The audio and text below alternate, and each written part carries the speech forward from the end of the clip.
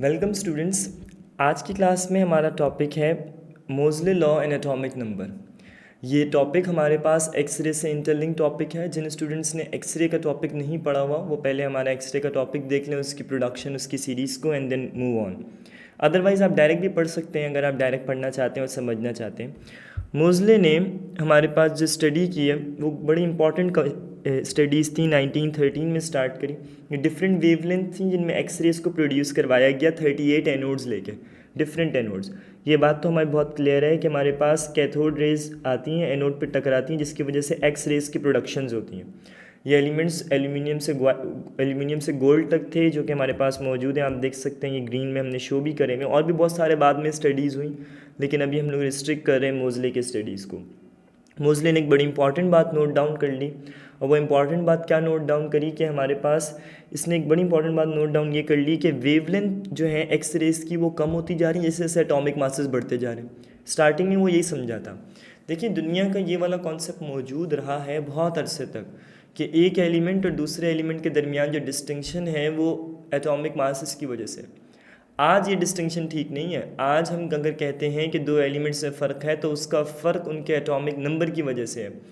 Hydrogen का atomic number 1 है और हमारे पास हीलियम का एटॉमिक नंबर 2 है, तो दोनों में जो असल फ़र्क है वो यही फ़र्क है कि एक का एटॉमिक नंबर 1 है, दूसरे का एटॉमिक नंबर क्या है बेटा, 2 है। इस फ़र्क की वजह से हमारे पास क्या डिफ़ाइन हो रहे हैं, एटॉमिक नंबर्स डिफ़ाइन हो रहे हैं, यानी नंबर ऑफ़ प्रोटॉन्स की वजह से।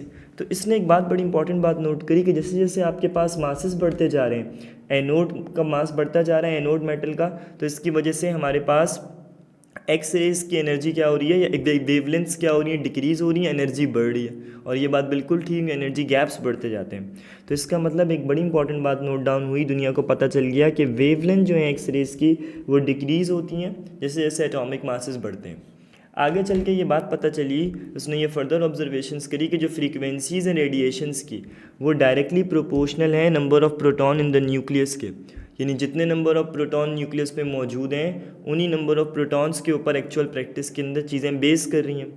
यही वजह है कि जब हम मोज़ले को पढ़ते हैं तो पता चलता है कि इसने एटॉमिक नंबर के दरमियान में रिलेशनशिप निकाला। वो रिलेशनशिप किसकी मदद से आ गया, एक्स रेज की वजह से। अब मैं आपको इसको एक नॉर्मल कॉन्सिक्वेंसेस में समझा देता हूँ कि हमारे पास कैथोड से रेज निकल के आई, एनोड पर टकराई, इधर से एक्स रेज प्रोड्यूस होना स्टार्ट हो गई।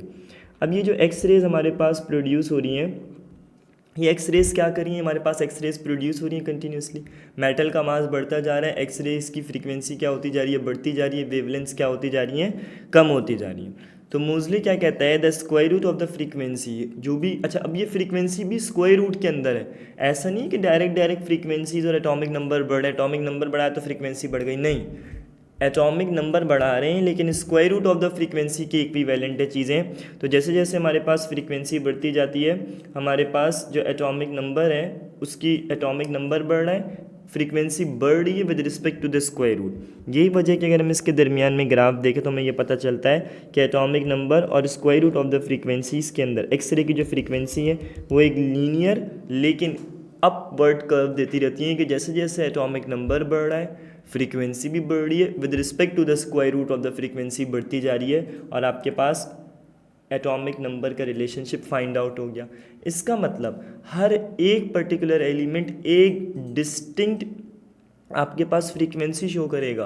तो इसका मतलब जिसके अंदर जितने प्रोटॉन है वो उस हिसाब से एक फ्रीक्वेंसी शो करेगा। तो इसका मतलब कोई दो एलिमेंट की same square root of the frequency नहीं आ सकती, अलग अलग आएगी हर हाल में।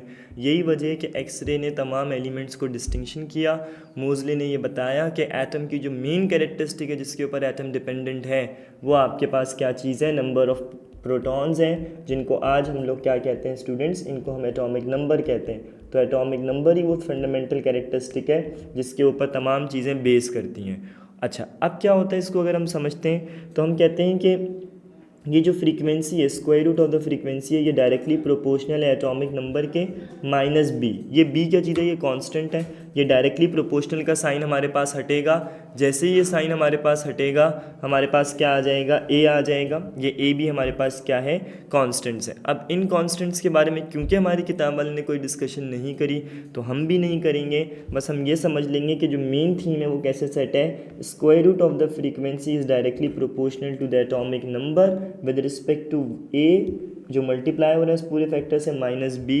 ए और बी हमारे पास क्या कंसीडर किए जाएंगे स्टूडेंट्स, कांस्टेंट कंसीडर किए जाएंगे।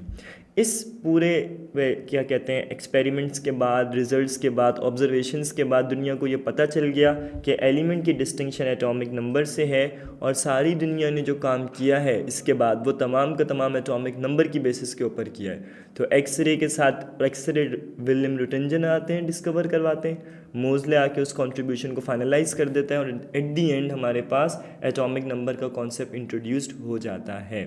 मुझे उम्मीद है आपको ये लेक्चर समझ में आ गया होगा और आपको इनके दरमियान जो रिलेशनशिप है वो अच्छे से अंडरस्टैंड हो गया होगा।